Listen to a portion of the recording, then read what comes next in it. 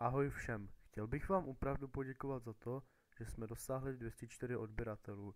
Je neuvěřitelné vědět, že se vám moje videa líbí a že mě podporujete.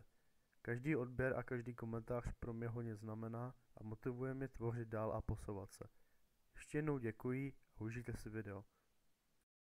Zdravím vás lidi a dneska si ukážeme, jak nainstalovat nevratný volant neboli volant, který se automaticky nevrátí na svoji originální pozici.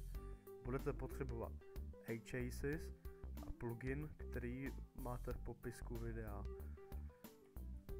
Doporučuji tedy tento HChases, protože ten skript jsem dělal na něj a nevím, jestli to bude fungovat s ostatními jakoby chasesama.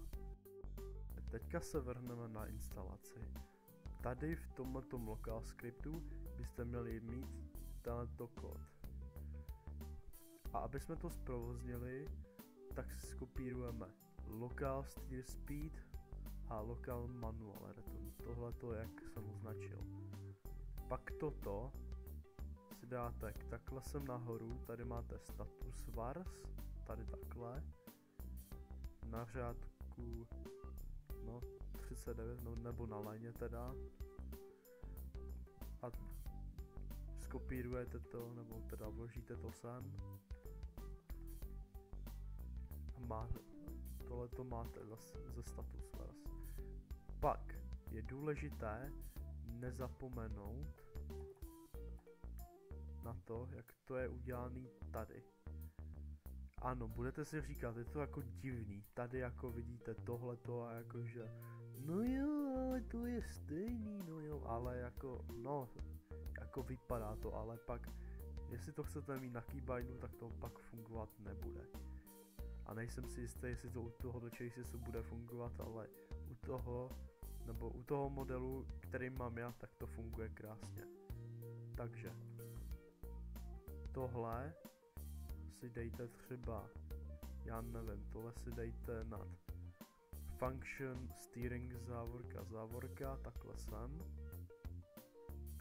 A to function steering, tady máte ten kód, to skopírujete a vložíte to sem do tohohle, úplně sem do toho. Ten steer decay multiplier a tohleto níž, to už necháte být. Jenom tohleto vyměňte. Tak. Teďka by se to mělo vložit a jdeme to tedy otestovat. Tak. Už by to mělo fungovat.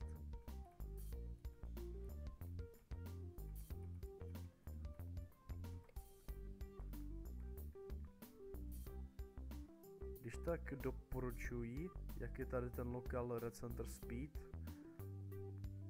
tak tady, jak je to OR 0,025, tak doporučuji to odebrat a nechat to prostě na tamto, ať jako to třeba nedává jiný value, jinou hodnotu, no.